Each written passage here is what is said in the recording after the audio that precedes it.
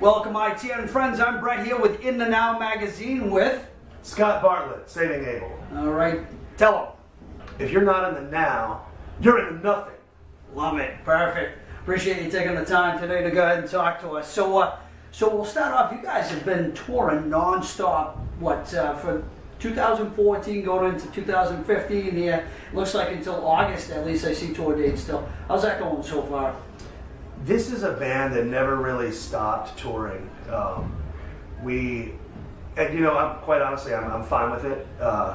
We had a lineup change last year, right around Christmas time. Well, Christmas a year and a half ago, and we didn't know what to do except just pound the pavement, tour, because that's where rock and roll lives, is in small clubs and on the touring circuit.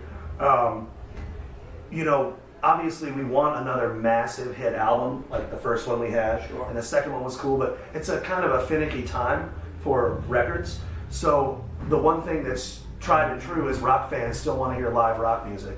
So we're okay with it. We're back out on the tour bus now, so life's a little easier. Nice. Yeah. What was it before? It was the van that we started in 2006, and it just smells, and it smells like bad decisions and high cholesterol. It's a beautiful thing, right? Some Saving Abel history right there. Oh, for yeah. you. Nice. So Bloodstained Revolution came out a few months ago. Can you tell us kind of the writing process with that and how everything took place? Yeah. Again, when you tour as relentlessly as we did during the entire writing process, which basically started with us coming up with ideas in the van, passing guitars around while traveling from city to city. And with technology now, you can just take your phone and record stuff on like a beat up old acoustic guitar. And that's where the original demos are for all 10 songs. So with the technology, things have really made it a lot easier. The only hard part for us is, touring 300 days a year, then finding the time to say hey to your family while going to the studio while you're off to actually record the album. But we managed to do it. So now the whole band participates in actually writing the album, or does someone kind of take the lead with that, or? It was initially, the way this band started was Jason Null, our co-founder, along with me, and Jared Weeks. And then Jared split to pursue a solo career. Right. And we had done 3 records with the same producer who put the whole band together. So we opted not to go with him just because we wanted to go for something different. Sure. And when we changed singers, we went with our new, an old friend of ours, a protege of our old producer. His name is Justin Reimer. Okay. Played guitar for 12 Stones. Mm-hmm. So he kind of took the reins as to what Skid had initially done for us as the producer. And Jason took a little bit more of a back seat on the writing. He's always going to be a principal writer. Sure. But he was like, he and I had a long talk about, moving forward, we're all going to have a lot of ideas. Mm-hmm. We've written a lot of ideas based on your songs. What if we get some other writing talent in there? And he agreed to let Scotty Austin and myself help with the writing. Still, a lot of the ideas come from him, but if an idea comes from me, it's not a big deal. I've always managed to get a few songs on a Saving Abel record. Sure. But I was more the guitar player, I'm like, just don't mess with me on the lead breaks. Right. Let me take my guitar solos and nobody ever mess with me. And now it's just kind of like there's a lot of ideas coming from all of us, and there is no bad idea. It's just the good ones are the ones that stay. Great. So now Tennessee Whiskey Records, that's what you guys put the latest out on. So can you tell us about that? Is that your label, an independent label? It's our label, and we literally, after being on a major record label and after being on independent record label, we were like, we parted amicably with both, and we walked away owning the name Saving Abel. Nice. There's a couple back catalog things that a few people own, but the name is ours. And we're very proud of that, and we were just like, you have to have a way to put an album out.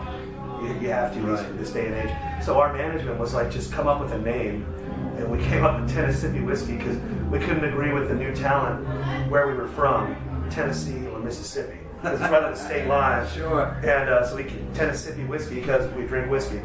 And we basically just didn't want to have anyone be able to tell us what to do. Sure. If we write, there's 10 songs on that record, on Bloodstained Revolution, and those were the only 10 that we had time to write, given the little bit of time that we had to work on songs.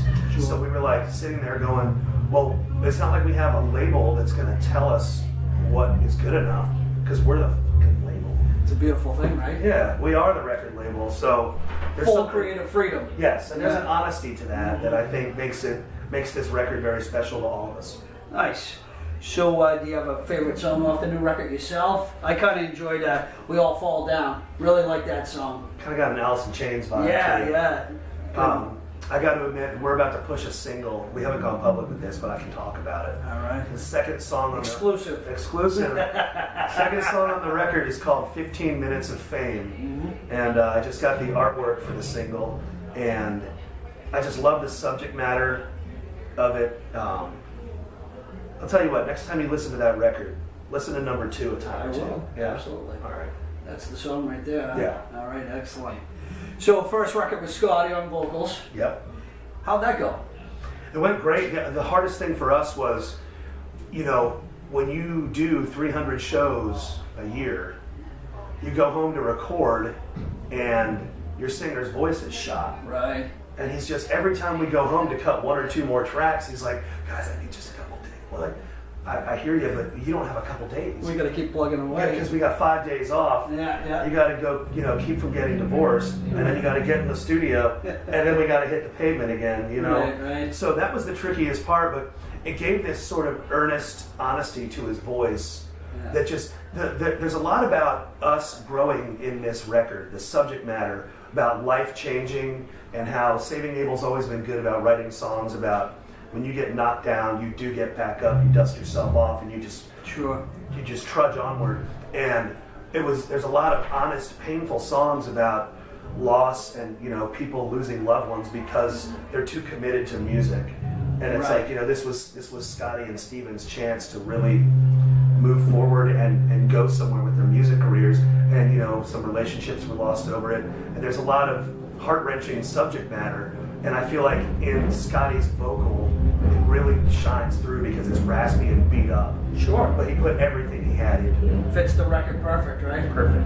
Excellent. So, obviously that takes us to Jared, Amicable, The Split. Oh yeah. And so, was it a big surprise to you guys, or were you kind of expecting it? I was kind of expecting it there by like the very end because we didn't have anything going for us, and it was just kind of like, when you have nothing except the same clubs and the same old crap, like it's just a matter of time before when somebody's got their second kid, Right. before they say, and the wife is like, maybe you can be home this time for the birth, and he was talking about taking a lot of time off, and we understood, but we were just like, if you're gonna do that, we're gonna keep going. Yeah. And he left.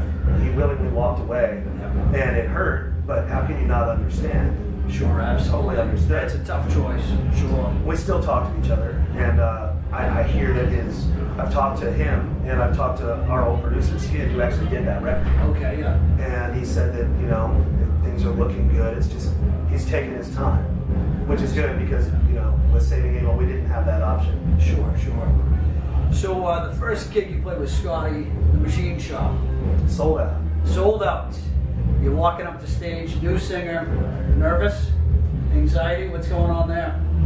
I knew the tunes. Yeah, right. I've been here since the beginning, so I was just like, hope you don't suck. And he got up there, we had a few shots of whiskey, and he was nervous, so I gave him a few more shots of whiskey, and Loosen up the nerves. he went out there and kicked ass, and there was a very positive buzz about it. And Good way to start, huh? sold out show at the Machine Shop. Wow, that's amazing, huh? So yeah, and they were nervous because they'd heard about the Machine Shop, but they never played the Machine Shop. That's an iconic rock club. Right. And they owned it. And since then, that was sort of the launching point. Right. And we've been kicking ass ever since. Now, it seems like you brought Scotty in really quick. I mean, it was kind of like, he's our guy, we'll bring him in, no audition. Well, how'd that all take place? I mean, did you know right away? Well, we had a management. Our manager was Scotty's band's manager also. Okay. It's called Trash the Brand, and they were from the exact same area. So we'd heard his record, the Trasker Brand record, and we were like, this is different. Like, that dude's voice is gnarly. It's like, it's not as pretty as Jared's. But a lot of us, you know, with rock and roll, it doesn't always have to be pretty. No. And we were just sort of like, you know, maybe this is the direction that we never could go, Right. because we were pigeonholed into a certain genre of music. We're all closet metalheads. Nice. So now we can kind of go anywhere. Yeah. We can do ballads. We can go like way heavy, and nobody's going to tell us what to do because it's just us. And with him being on the same management, it was a seamless transition. He came over to my house. He knocks on my door, and I'd never met him. I'd heard his stuff. I think I'd seen him play, and he'd seen us play. And he was just standing outside the door, and he was like, "Just so you know, I'm a guitar player. I hate singers." And I was like, "Come on in, honey. I'm sure we got lots to talk about. You know, we've been dealing with singers our whole lives. You know." Yeah. And he and I just kind of went back and forth about stories of dealing with, like, you know, various people in the music industry, and it was just very. And I sat there with like a little, actually with this guitar right here. This was the first Saving Abel audition guitar,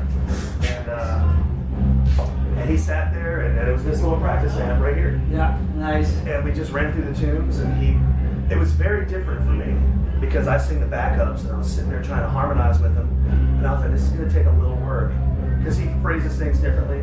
Sure. He's very good at being himself and putting himself into a vocal, which is what it's all about. And I thought it was great. You know, the main thing was when we hit Addicted, he nailed it. And I was You like, gotta know that song, right? I was like, this has got a fighting chance. Nice, nice. So we just rolled the dice, and here we are back in the tour bus out front.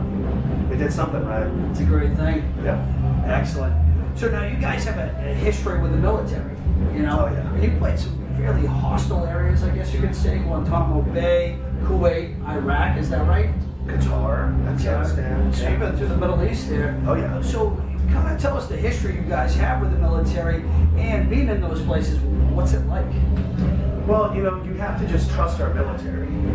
If you're going to talk about the military and how we have the greatest military in the world, you have to believe in them to take care of your safety. Right. And that's what really pisses me off more than anything is when these bands talk about the military and what it means to them, but then you don't see them risking anything to go over there. You got to put your balls where look, at the end of the day, we are all Americans over here, and you know, we were at war. It's like all they want is some live music. Go give it to them, you know. So we turned down a Motley Crue tour. Wow. To do 2 dates because it was just the right thing to do. I mean, I don't want credit for it. I want at least people to know that, you know, the diehard American spirit is what keeps our troops fighting. You know, with democracy, they risk their lives so that I can play rock and roll. Yeah, that's it. Well, that's fantastic. You guys go over and support them. Kind of gives them that escape, right? Oh, yeah. Just for a couple hours, whatever it might be. And they'll sit there and tell you, and they're like, with tears in their eyes, and you don't know what this means. Like, you have no idea how much you do for us. And I'm like, that's kind of backwards. Right, right. You know, you're literally risking your life. Wow. Like, we had to play the Walter Reed Hospital, hardest thing I've ever done in my life. Yeah. Playing next to a 19-year-old kid who lost both his legs, and he wanted to hear 18 Days. And so we did an acoustic rendition of it next to his bed while both him and his parents were crying. And just for us to not fall through it. I was going to say, how do you keep your composure? You gotta just hold on for 4 minutes. Yeah. Wow. Hardest thing I've ever done. Well, that's a great thing you guys do. So, Thank you. Can you tell people life on the road? What's it like? Is it glamorous? No. Everything's impossible. Something like as menial as getting your laundry done is the hardest thing. It's like, I mean, you just have to, again, I've been around long enough on tour to know certain tricks of the trade. Sure. You know?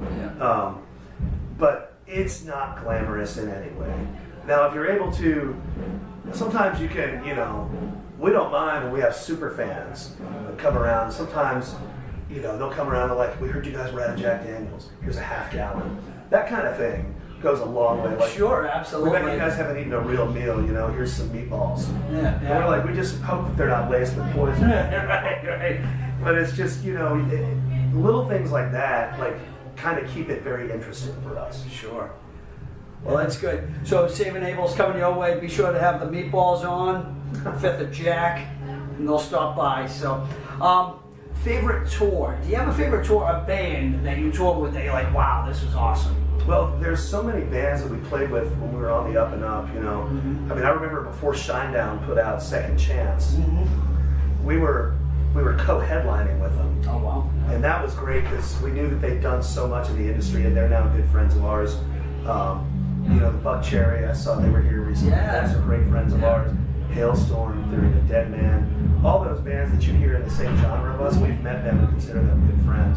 I would have to say that quality of life on the Nickelback tour Sure. was above and beyond, and those guys took care of us when they didn't have to. Oh, that's great. They really made sure that we were, you know, they're very hospitable to us. They call us all by our first names. We partied with them. We hung out. We would take over cities on the days when we had days off. So if we had a day off in Chicago and a show the next day, everybody knew that the whole tour was in town. And we would just descend on the city and just like decimate it. It's going to be one big party, right? Yeah, it was awesome. Great time, huh? Yeah. I'm going to flip the coin. Don't know if you'll answer or not. I have some people that do, some people don't. Worst band to tour with? Is there anybody out there that you're like, you know what, that tour comes up, and not necessarily worse, but maybe you don't mesh with them that well? If you want to answer. I don't want to answer. When that camera goes thing. off, I've got a couple things to say. I got you. You know why? Because I'm sure I've had a bad day too. Sure. And I don't want somebody saying Saving Abel on camera. And that's the political thing. I've heard that we're the easiest, man. Somebody once said, touring with you guys is like being out with plankton. They're like, and I was like, well, hold on. And they're like, no, just you don't have any expectations. Yeah. You don't care what we do. Yeah. You don't like if we need something, you can come on our bus. And you come. We're very accommodating because we've been there. Sure. But I'm sure there's been a couple bad stories out there. Yeah, everybody has a bad day, like you said, right? You have a bad day. Sure. Yeah. So, 2 bands around today alive that you can tour with. Who are they? Maybe that you haven't toured with. You know who I really want to tour with just because they're friends, and I think the time is now for Southern rock and country to go out. We're really good friends with Lee Brice. Oh, really? Yeah, Cool. and I really think that would be just an interesting thing for country fans to see that rock and roll has country and Southern rock roots as well. Apart from that, I don't know if the Allman Brothers are going to be out anymore. Now that Warren Haynes and Derek Trucks left. Right. But that's a personal dream of mine. If I can't have that, only 2? Well, I got 2 more. Alice in Chains and King's X. Nice. All right. That's great. So, was there a show that blew your mind? One show that you played, whether it be, some festival somewhere where you look down and you're like, wow, this is amazing. Rockfest. Rockfest is in Kansas City. Okay. And it's 65,000 people. Wow. Usually Rockfests don't get that big. It's not like Justin Timberlake came to town. Right. But it's like, 65,000 people, 10 looks like a lot. Right. 65 is just like, they don't end, And then everyone out there knows the words to Addicted. Yeah. Unbelievable. Sounds great, huh? Yeah. Yeah, that's awesome. You stop singing, and 65,000 people know the words to your song. It's like, I think I might have done something right in my life. That's awesome. Backing up one quick second, actually, when you mentioned the country and rock mix, Hailstorm, they did some shows with their church, yeah, so I thought that was great. And actually, I was at Orion Festival, too, a couple of years ago. Okay. Metallica's Orion. Yeah. Our church opened for Metallica. So that's cool, and I think it's time to go ahead and do that, yeah. And so, I got a chance to hang out with Hailstorm about 2.5 weeks ago. We were out in California when they were out there, and we had a day off. So I got a hold of them and I told them I was coming, and got to sit in their dressing room and just talk shop about it. I was like, what's it like? And they were like, it's so weird. Like, we've been on a lot of big tours. Right. Not every country fan is ready for it. Sure. So they're like, they'll finish a song. They're a tight band. They're great. They finish. It's like 3 and 4. And they said it was like that Blues Brothers song when like everybody just stared at them like, we don't really know what to do. What do we do? So I think you have to kind of curtail your set a little bit. Sure. You know, there's certain songs we would not play if we were out in the country outfit, Right, some of the right. heavier stuff. But I don't know. I mean, I just think that I'm really proud of Hailstorm and ultimately Eric Church for making the decision Yeah. to try to, you know, infuse rock and roll and country because it's time. It is. I agree. So, how about your influences? The Allman Brothers, first and foremost. Sure. Guns N' Roses was really big. My two favorite guitar players are Dwayne Allman from the Allman Brothers and Slash. Okay. I live in Memphis, Tennessee, so I really like soul music, kind of like Otis Redding, Wilson Pickett, a lot of weird kind of, I love horn lines. But at the end of the day, I'm a rocker. So I just like to shred and you know, sing back up and get drunk. The true rock and roll star. That's awesome. And you I love it. So, as I wind down here, when you're off the road, which doesn't seem like much at all, what else are you doing? I mean, obviously, you get back home, you record a record, and the few days you have off, maybe catch up and see what the Ravens are doing, right? Yeah. You know, other than that, what else are you doing? I have a couple things I do on the side. I'm working on a clothing line Oh, cool. where I put my tattoos Nice.